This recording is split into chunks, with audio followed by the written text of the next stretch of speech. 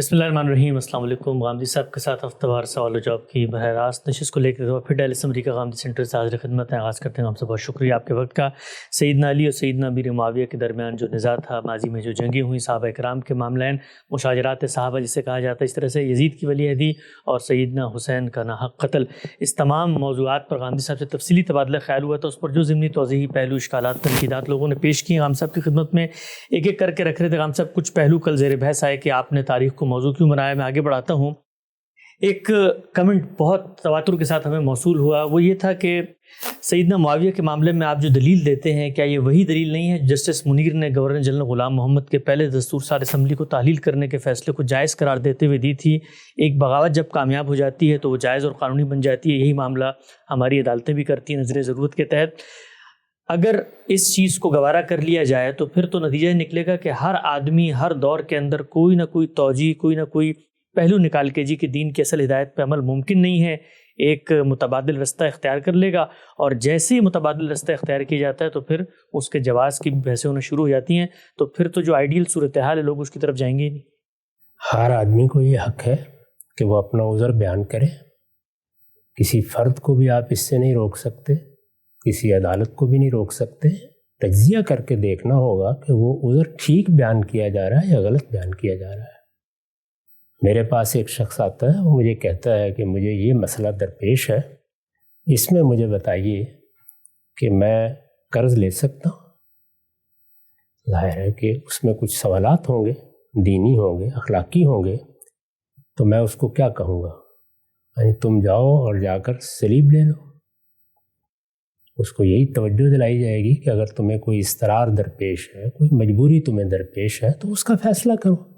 تو مجبوری اور اضطرار یہ جس طرح فرد کو پیش آتا ہے اور اس کو اپنی بات کہنے کا حق ہے، اسی طرح معاشرے کو بھی پیش آتا ہے، اس کو بھی اپنی بات کہنے کا حق ہے۔ اب جس مثال سے آپ نے میری بات کی تردید کرنا چاہیے، ذرا اس کو تجزیہ کیجیے۔ ہمارے اس موجودہ زمانے میں کیا کہیں جمہوری طریقے سے ملکوں کو چلانا ناممکن ہے؟ یعنی اب دنیا میں مواصلات کی ترقی ہو گئی، بہت سے اسباب اور ذرائع اللہ تعالیٰ نے ایسے پیدا کر دیے کہ آپ چشم زدن میں ایک جگہ سے دوسری جگہ رابطہ پیدا کر سکتے ہیں۔ بڑے بڑے ملکوں میں انتخابات لوگ کرا رہے ہیں اور اس کے مطابق حکومتیں قائم ہیں۔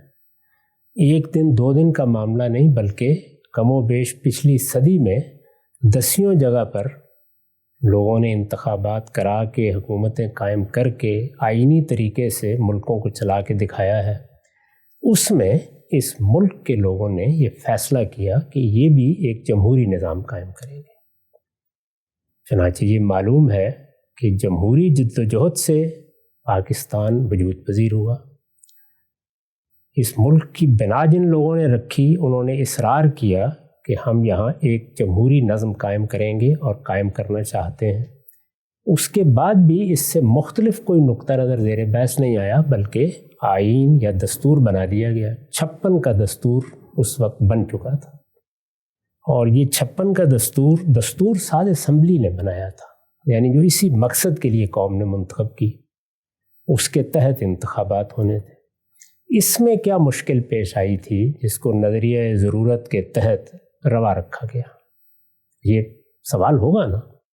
مثلاً آج کل کے زمانے کی ضرورت میں آپ کو بتا دیتا ہوں کیا پیش آئے گی۔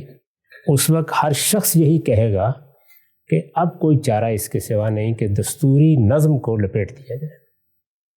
انتخابات ہوتے ہیں، ان انتخابات میں ایک جماعت منتخب ہو جاتی ہے، دوسری منتخب ہو جاتی ہے، لوگ اقتدار سنبھالتے ہیں، لوگوں کو ان سے اختلاف بھی ہوتا ہے، وہ تنقید بھی کرتے ہیں، کسی پر کوئی الزام آئے گا اس کے بارے میں بھی مقدمات ہوتے رہتے ہیں۔ یہ سب چیزیں ہوتی رہتی ہیں، دنیا کے ہر ملک میں ہو رہی ہوتی ہیں، کہیں زیادہ ہو رہی ہیں، کہیں کم ہو رہی ہیں۔ ہم چونکہ ابھی طفولیت کے مراحل سے گزر رہے ہیں تو ہمارے یہاں کوئی زیادہ ہوتی ہیں، یہ ہو رہی ہیں۔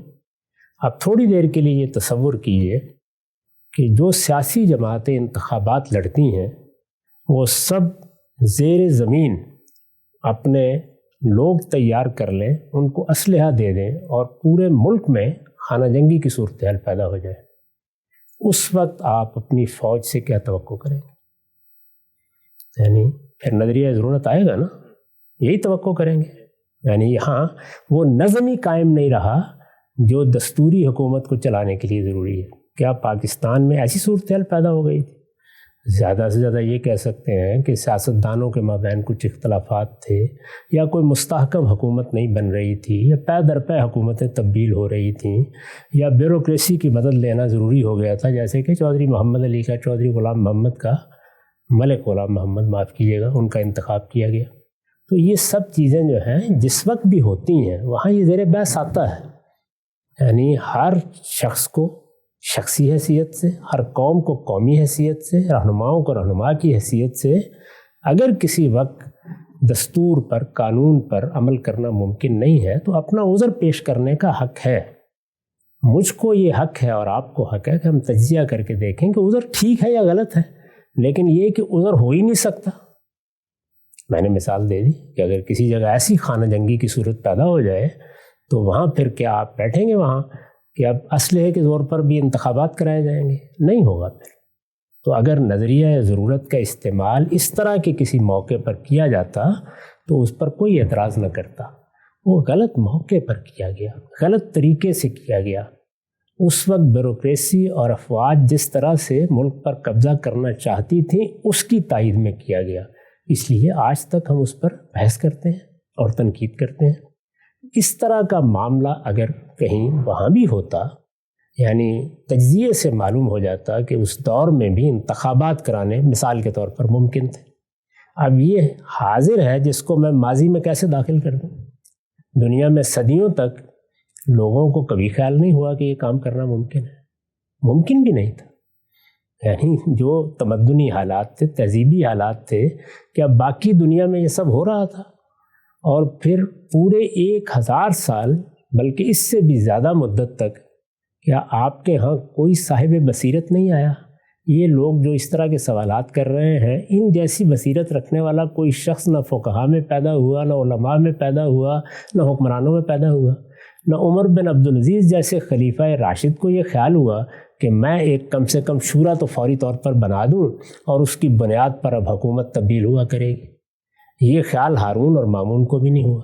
وہ ہسپانیہ کی سلطنت جس پر آپ فخر کرتے ہیں وہاں جا کے بنو امیہ نے اپنی حکومت قائم کی, عبد الرحمن الداخل کو بھی نہیں ہوا.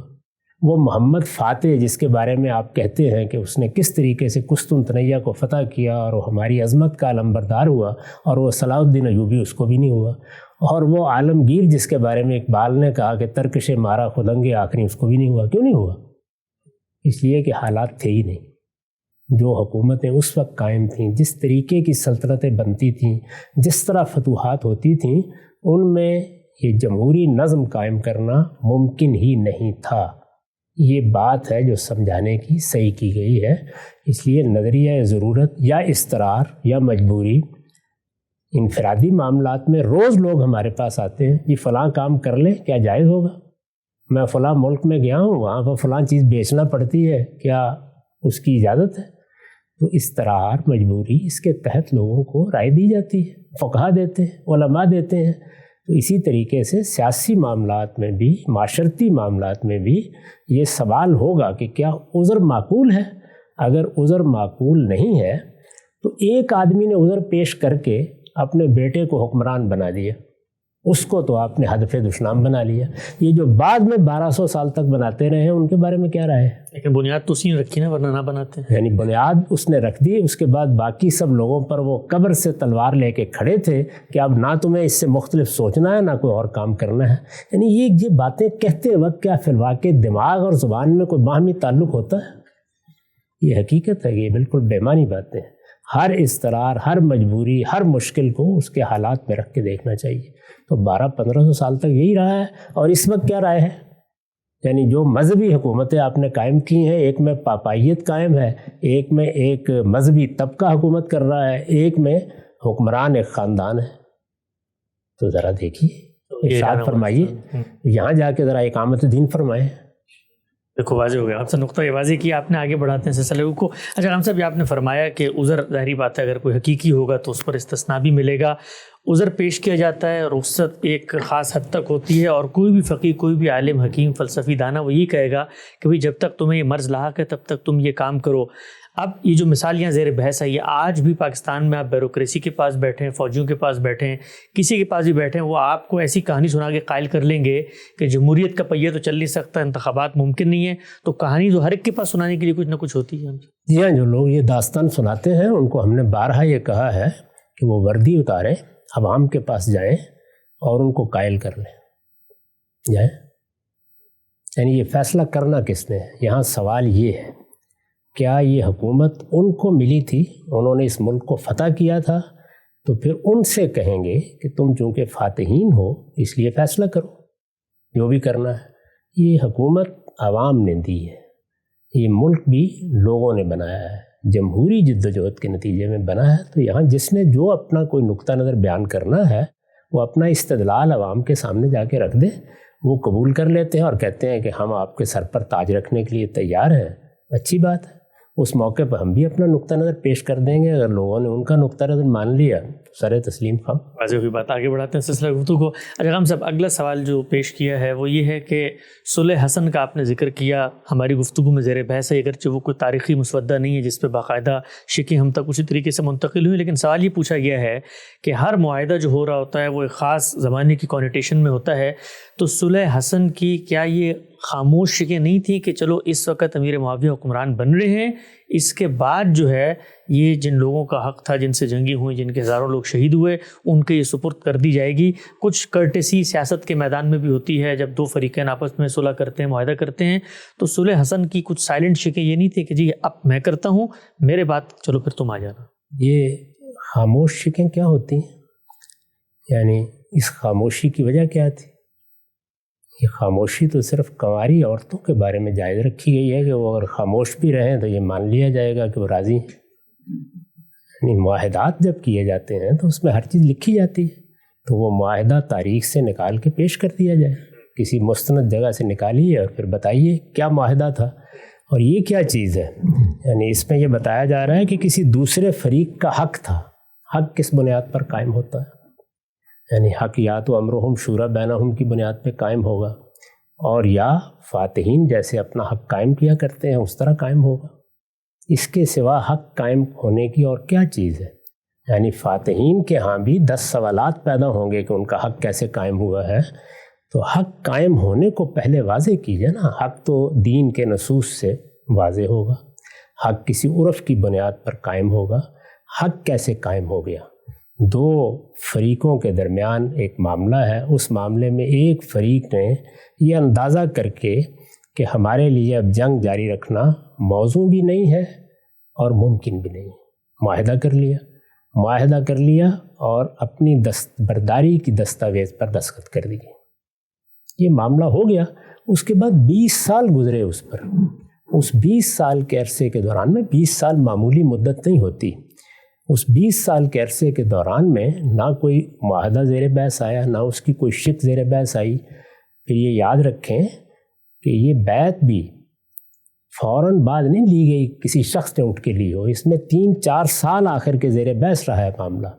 تو اس میں معاویہ رضی اللہ عنہ کے پاس جا کے بتانا چاہیے تھا کہ ہمارے ساتھ معاہدے کی نوعیت یہ ہے، اس میں یہ خلاف ورزی ہو رہی ہے. اس طرح کی کوئی چیز نہیں، یہ محض تباہ افسانے ہیں، تاریخی حقائق اس کے بالکل خلاف ہے. ایک بات واضح ہوئی، آگے بڑھاتے ہیں. اچھا ہم صاحب یہ بتائیے گا، بہت سارے جو ایک خاص مسلک سے تعلق رکھنے والے لوگ ہیں، روایتیں پیش کرتے ہیں، قرآن کی آیات کے کچھ پس منظر، کچھ شان نزول کی چیزیں ہیں، اس سے استدلال یہ کی جاتا ہے کہ حضرت علی کی فضیلت کے بارے میں بہت ساری روایات ہیں. مثلا علی سے جو محبت رکھتا ہے وہ مومن ہے، علی سے جو بغض رکھتا ہے وہ منافق ہے. اور اس میں یعنی روایتوں کا اگر آپ مطالعہ کریں، جو کچھ آثار سامنے آتے ہیں تو معلوم یہ ہوتا ہے کہ رسول اللہ صلی اللہ علیہ وسلم لوگوں کو یہ بتا رہے ہیں کہ بھائی سیدنا علی کا رتبہ، ان کا مقام، ان کی غیر معمولی حیثیت، اس کا تم لوگوں نے پاس رکھنا ہے. لیکن آگے کے جو معاملات ہوئے، جو نزاعات ہوئے، اس میں تو رسول اللہ صلی اللہ علیہ وسلم کی ہدایت کا کسی نے پاس نہیں رکھا اور بالکل تلواریں لے کر آ گئے. تو اللہ کے پیغمبر کی جو ہدایت تھی، اس ہدایت کو آپ کیسے دیکھتے ہیں جو انہوں نے مختلف موقعوں پہ، بالکل غدیر خم کے موقع پہ بیان کی؟ کیا یہ واضح نہیں کرتی کہ اللہ کے پیغمبر جو ہیں بعد کے نزاعات میں باقی لوگوں کو نصیحت کر رہے ہیں کہ جو علی کہیں اس کو مان لینا؟ یعنی سیاسی معاملات میں اب جو وہ فرمائیں گے وہ مانا جائے گا، یہ قاعدہ طے ہو گیا. اب کوئی ضرورت نہیں ہے امرہم شورا بینہم کی، اب کوئی ضرورت نہیں ہے جمہوریت کی. اب شورا کی بحثیں بھی ختم ہو گئیں. وہ طے ہو گیا کہ سیدنا علی جو فرمائے وہ مان لیا جائے گا. تو پھر یہ سیدنا صدیق کا جب انتخاب ہو رہا تھا اس وقت صحابہ نے کیوں نہیں مانا بات؟ اور انہوں نے اٹھ کے کیوں نہیں کہا کہ مجھے تو رسول اللہ صلی اللہ علیہ وسلم نے یہ بشارت دی تھی اور تمہیں اس بات کا پابند کیا تھا؟ ہر بات کو اس کی جگہ پہ رکھنا چاہیے. اگر کسی موقع پر محبت کی تلقین کی گئی ہے تو محبت تو اللہ کے پیغمبر کے ایک ایک ساتھی سے ہونی چاہیے, سیدنا علی سے بھی ہونی چاہیے. یہ محبت کے منافی کیسے ہو گیا؟ یعنی ہم جب سیدنا صدیق کے کسی اقدام پر نقد کریں گے تو کیا ان کے ساتھ محبت کرنے میں ہم نے کمی کی؟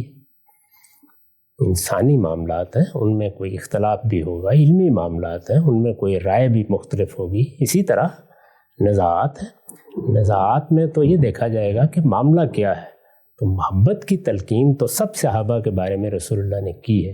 سیدنا علی کے بارے میں خاص طور پر اگر کسی موقع پر کی ہے تو سر آنکھوں پر کون آدمی ہے جو یہ جسارت کر سکتا ہے کہ حضور کی محبت کی تلقین کے باوجود اپنے اندر کوئی بغض پال لے؟ تو یہاں تو یہ سوال ہی نہیں ہے, سوال سیاسی معاملات کا ہے. سیاسی معاملات کا اس سے کوئی تعلق نہیں. لوگوں کو اپنا حکمران منتخب کرنا ہے, اس کے لیے اللہ تعالیٰ نے یہی طریقہ بتایا ہے کہ امرہم شورا بینہم, مسلمان اپنی رائے سے اپنے مشورے سے انتخاب کریں گے. اور اگر کسی موقع پر اس کا امکان باقی نہیں رہا تو دنیا میں جو چیز ممکن ہوگی اس کو اختیار کر لیں گے. چنانچہ اس زمانے میں ساری دنیا میں ملوکیت قائم تھی. ملوکیت بجائے خود ایک نظام ہے. یعنی دنیا نے بڑی مشکل سے یہ سیکھا ہے کہ پرامن انتقال اقتدار کے کیا راستے اختیار کیے جائیں. میں اس پر بڑی تفصیل سے گفتگو کر چکا ہوں کہ اگر ملوکیت کے طریقے کو اختیار نہ کیا جاتا تو ہر حکمران کے دنیا سے رخصت ہونے کے بعد جنگ و جدال کا بازار گرم ہوتا. ہمارے ہاں تو اس کے باوجود ہوتا رہا ہے. عالمگیر نے جب اقتدار سنبھالا تو کیا کرنا پڑا تھا؟ یہ معلوم ہے نا کہ شاہ جہان عالمگیر کو حکومت نہیں دینا چاہتے تھے, ان کے پیش نظر دارا شکوہ تھے. اس موقع پر عالمگیر کو اقدام کرنا پڑا, باپ کے خلاف اقدام کرنا پڑا. تو پھر یہی کچھ ہوتا. تو ملوکیت میں کچھ قاعدے طے ہو جاتے ہیں, کچھ ضابطے ہو جاتے ہیں. کم سے کم ایک خاندان کی حد تک انتقال اقتدار کا عمل پرامن طریقے سے ہوتا رہتا ہے. تو یہ اپنی جگہ ایک نظام ہے. اس میں خرابی اس وقت پیدا ہوتی ہے جب یہ قانون کی حکمرانی کا لحاظ نہیں کرتا. اس پر الگ سے گفتگو کرنی چاہیے. یعنی اگر ملوکیت میں قانون کی حکمرانی ہے, جس طرح کہ ہم نے بعض اقدامات پر تنقید کر کے بتایا کہ وہاں اسلام کے قانون کا تقاضا یہ تھا, تو پھر وہ ایک نظام ہے جو ان حالات میں اختیار کیا گیا. دنیا نے اختیار کیا, صدیوں تک اختیار کیے رکھا. اب بھی یورپ کے ترقی یافتہ 12 سے 13 ممالک ایسے ہیں جن میں بھی بادشاہت قائم ہے. کیوں قائم ہے؟ کیا وجہ ہے؟ کچھ اسباب ہیں جو سیاست میں ہوتے ہیں. اس کو مذہبی حوالوں سے بالاتر ہو کے سوچنا چاہیے. اچھا ہم صاحب, یہ جو ملوکیت کے قصائد ہم سنتے ہیں, لوگ عام طور پہ اعتراض بھی کرتے ہیں, بھائی اتنی زبردست چیز ہے, اتنا اس میں کنٹینیوٹی ہوتی ہے, سیاسی استحکام اس سے پیدا ہوتا ہے, اس طرح سے انتشار کا خاتمہ ہو جاتا ہے, اور اس کے کچھ جن لوگوں نے کیا ہے وہ بھی امت کے محسنین ہیں, تو اتنی اچھی چیز تھی. تو اللہ میاں کو کہنا چاہیے تھا کہ مسلمانوں کا نظم اجتماعی باہمی ملوکیت پہ قائم ہوگا, تو باہمی شورا کا لفظ. اللہ میاں کو بات کیوں کہتے ہیں جو انسان خود جانتے تھے؟ یعنی اللہ تعالیٰ نے تو یہ طریقہ نہیں اختیار کیا, لوگوں کے تجربات موجود تھے. اللہ تعالیٰ نے تو دوسری بات فرمائی کہ ایسے اسباب پیدا کرنے کی صحیح کرو جس سے لوگوں کی رائے کی بنیاد پر حکومتیں قائم ہوں. یہی بات اللہ تعالیٰ نے بنی اسرائیل کو کہی تھی. آپ بائبل میں دیکھیے پورا مکالمہ نقل ہوا ہے, لیکن خود بنی اسرائیل نے بار بار اصرار کیا کہ ہمیں تو بادشاہ چاہیے. تو اس زمانے میں لوگ اپنی قومی حالت کو دیکھ کر, اپنی جمعیت کے تقاضوں کو دیکھ کر, گرد و پیش کے حالات کو دیکھ کر, بادشاہ جس طرح کا استحکام پیدا کر دیتے تھے اس کو دیکھ کر خود یہ چاہتے تھے کہ یہی نظام ہونا چاہیے. بنی اسرائیل نے تقاضا کیا ہے, اللہ تعالیٰ نے اس پر جو گفتگو کی ہے وہ آپ دیکھیں نکال کے کبھی. اس میں اللہ تعالیٰ کہتے ہیں کہ تم کتنے احمق ہو, میں تم پر حکومت کر رہا ہوں, میرے پیغمبر موجود ہیں اور تم بادشاہ طلب کر رہے ہو. لیکن پھر کیا ہوا؟ یعنی جو دنیا کے تقاضے ہیں ان کو خود پروردگار نے ملحوظ رکھا. یہ واقعہ قرآن میں بھی بیان ہوا ہے کہ ان کی بات مان لی گئی, اور اللہ تعالیٰ نے خود طالوت کو ان کے بادشاہ کی حیثیت سے نامزد کر دیا. اس پہ استدلال کیا ہے قرآن مجید میں, وہی استدلال تورات میں بھی موجود ہے. تو یہ ساری چیزیں جن کو سیاسی لحاظ سے دیکھنا چاہیے. کس وقت کیا ضرورت ہے, کس وقت کون سا نظام کامیاب ہوگا, کس کو ہم کر سکتے ہیں, کس کو نہیں کر سکتے. تو بڑی سلطنتوں میں یعنی شہری حکومتوں میں، چھوٹی ریاستوں میں یا چھوٹی جماعتوں میں جمہوریت اس سے پہلے بھی قائم ہوئی ہے۔ اسلام نے بھی قائم کر کے دکھائی یا مسلمانوں نے، رسول اللہ صلی اللہ علیہ وسلم کے بعد یونان میں ہوئی، اس سے پہلے ہولی رومن امپائر میں بھی ہوئی، لیکن بڑی سلطنتوں میں یہ ممکن ہی نہیں تھا۔ تو میں یہ صرف یہ نہیں عرض کر رہا کہ یہ مشکل تھا، ناممکن تھا۔ اس کے لیے ضروری ہے کہ آپ پہلے کوئی نمائندگان کا ایوان بنانے کے کامیاب ہو جائیں، اور پھر وہ ایوان کو لوگ مان لیں، اس پہ اعتماد کریں، ان کے درمیان کہیں تلواریں نہ کھنچ جائیں۔ برطانوی جمہوریت کیسے پیدا ہوئی ہے؟ یعنی دارالعمراء میں اور بادشاہ کے درمیان اختیارات کی تقسیم سے شروع ہوا معاملہ۔ میگنا کارٹا میں کیا ہے؟ وہاں جمہوریت لکھی ہوئی ہے، یعنی بادشاہ کے اختیارات تحلیل ہوئے ہیں تدریج کے ساتھ، اور وہ پہلے عمراء کی طرف آئے ہیں، ہاؤس آف کامنز کی طرف نہیں آئے۔ تو اس لیے سیاسی چیزوں کو آج کے زمانے کو سامنے رکھ کے نہیں دیکھتے، سیاست کو سیاست کے طریقے سے سمجھنے کی کوشش کرتے ہیں۔ اس میں پہلی چیز یہی ہوتی ہے کہ لوگوں کو امن میسر ہو، ان کے لیے اچھا ماحول پیدا ہو۔ یہ جو انسان اپنے اختیار کا سوء استعمال کر کے فساد پیدا کر دیتا ہے، اس کا خاتمہ کیا جائے۔ پہلی چیز یہ ہے، حکومت اس لیے وجود میں آتی ہے، یہ اس کے بعد ہے کہ اب اس کو اچھے طریقے سے وجود پذیر کرنا ہے، اچھے طریقے سے چلانا ہے۔ تو اچھے طریقے سے وجود پذیر کرنے کے لیے اللہ تعالیٰ نے جو رہنمائی فرمائی ہے وہ جمہوریت ہی ہے، جمہوریت ہی کی طرف بڑھنا ہے، لیکن اس کو ہدف بنا کے رکھیں، اس کو قبل از وقت آپ نہیں لا سکتے۔ ہم سب حال کو ماضی میں داخل نہیں کر سکتے، بات بالکل سمجھ میں آتی ہے۔ ایک اعتراض یہ بھی کیا گیا ہے، چلیے حال کی مثال نہیں لیتے، ماضی کی مثال لے لیتے۔ سیدنا عمر نے رخصت ہوتے وقت دنیا سے یہ کہا کہ میرے بعد میری اولاد کو اس حکومت کے معاملات سے، اس چیز سے کہ ان کو اقتدار مل جائے، بالکل دور کر دینا۔ ایک صحابی رسول ہیں، بالکل اسی دور میں ہے جو سیدنا امیر معاویہ کے قریب کا دور ہے، آپ کی حکومت بھی اس طرح بر اعظموں میں پھیلی ہوئی ہے، کوئی جس کو آپ کہتے ہیں سائنٹیفک ذریعہ نہیں ہے انتخابات کا، لیکن ایک طرف وہ گزرتے ہوئے کہہ رہے ہیں کہ میرے بعد میری اولاد کو دور رکھنا۔ کمنٹ کا قصہ میں آپ کی خدمت میں پڑھ کے آخری سوال پیش کرتا ہوں۔ یہ کہتے ہیں کہ حضرت عمر نے فرمایا کہ میرے بعد میری اولاد کو حکومت کے مشورے میں شامل نہ کرنا، اللہ اکبر، اور اپنے پیاروں کے ساتھ تدفین کے لیے جگہ طلب کی، اور ادھر امیر شام نے اپنے بیٹے کو ولی عہد مقرر کر دیا۔ ایسا کیوں؟ تو اس دور کے اندر کی ایک مثال آپ کی خدمت میں ہے کہ خود ایک آدمی بتا رہا ہے کہ میرے بعد یہ کام نہ کرنا۔ اس کے 10-12 سال بعد جب یہی بات سیدنا علی سے پوچھی گئی کہ آپ کے بعد کیا ہم حسن کو اپنا حکمران بنا لیں، تو انہوں نے یہ کیوں نہیں کہا؟ اس لیے کہ حالات تبدیل ہو چکے تھے۔ تو انہوں نے کہا کہ بنا لیں؟ انہوں نے کہا کہ میں تم کو نہ روکتا ہوں نہ کہتا ہوں، جو کرنا ہے کر لو۔ روکا نہیں نا، سیدنا عمر نے سختی سے روک دیا، انہوں نے نہیں روکا۔ کیا تبدیلی آ گئی تھی؟ مسلمانوں کی اس وقت کی جماعت یا صحابہ کی جماعت، میں نے عرض کیا تھا کوئی 1,20,000 کے قریب لوگ تھے۔ ہمارے ہاں قومی اسمبلی کیا صوبائی اسمبلی کی ایک کانسٹیٹنسی بھی اس سے بڑی ہوتی ہے، اس سے زیادہ بڑی تعداد میں ہوتی ہے۔ 1,20,000 کے قریب کی جماعت ہے، اس کے اندر جو قیادت پیدا ہوئی رسالت مآب صلی اللہ علیہ وسلم کی دعوت کے نتیجے میں، وہ موجود ہے۔ وہ 10-12 افراد ہیں، میں آپ کو ان کے نام گن کے بتا سکتا ہوں۔ پوری جماعت انہی کو اپنا زعیم سمجھتی ہے، وہی اس وقت زعیم ملت ہے۔ وہ 10-12 لوگ جب تک موجود تھے، اس وقت تک تو سارا نظام بالکل ٹھیک اسی طرح سے چل رہا تھا جس طرح کہ قرآن نے کہا ہے امرہم شورا بینہم۔ تو سیدنا عمر کے بعد تو ابھی وہ 6 لوگ موجود تھے جن کے بارے میں انہوں نے فرمایا کہ یہ وہ لوگ ہیں جن کی طرف قیادت کے لیے دیکھا جائے گا، اور میں توجہ دلا چکا ہوں کہ ان میں بھی کوئی آخری حیثیت سیدنا علی کی نہیں تھی، وہ 6 میں سے ایک تھے۔ حقائق کو ویسے ہی دیکھنا چاہیے جیسے کہ وہ ہیں۔ سیدنا علی جب دنیا سے رخصت ہو رہے تھے تو 6 کیا کوئی 2 بھی موجود نہیں تھے۔ اب اصاغر کو منتقل ہو چکا تھا سب کچھ۔ میں نے گن کے آپ کو بتایا تھا کہ جب معاویہ رضی اللہ عنہ یہ سب کر رہے تھے، اس وقت وہ کون لوگ تھے جن کی طرف لوگ دیکھتے تھے کہ ہمارے رہنما ہو سکتے ہیں؟ وہ سب کے سب موروثی طریقے ہی سے اب اصاغر صحابہ تھے۔ ابو بکر کے بیٹے تھے، عمر کے بیٹے تھے، عباس کے بیٹے تھے، رضی اللہ عنہم، یہی لوگ تھے۔ یعنی ان کی اولاد ہی تھی جس کی طرف لوگ دیکھ رہے تھے۔ انہی کا نام لے کے سیدنا معاویہ نے کہا تھا کہ یہ لوگ ہیں، ان میں یہ خصوصیات ہیں، ان کا خیال رکھنا اور ان کے ساتھ اس طریقے سے معاملہ کرنا۔ تو وہ جماعت ختم ہو گئی، اس کے اکابر ختم ہو گئے۔ اب تابعین کا ایک بڑا گروہ تھا، بہت لوگ دوسری جگہوں پہ مسلمان ہو چکے تھے، وہاں ہجرت کے نتیجے میں ساری قیادت مدینے میں جمع تھی، یہ سب کچھ تدبیر ہو چکا تھا۔ خود سیدنا علی اپنا دارالحکومت اٹھا کے کوفے میں لے آئے تھے، کیوں لے آئے تھے؟ تو سیاسی احوال کی تبدیلیوں کو اس طرح سمجھنا چاہیے جس طرح کے دانشمند لوگ سمجھتے ہیں، یہ اصل میں جذباتی تقریریں ہیں۔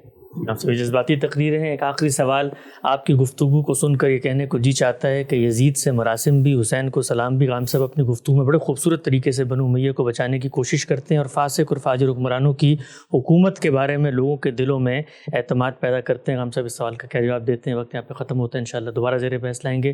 اب تک آپ کا بہت شکریہ۔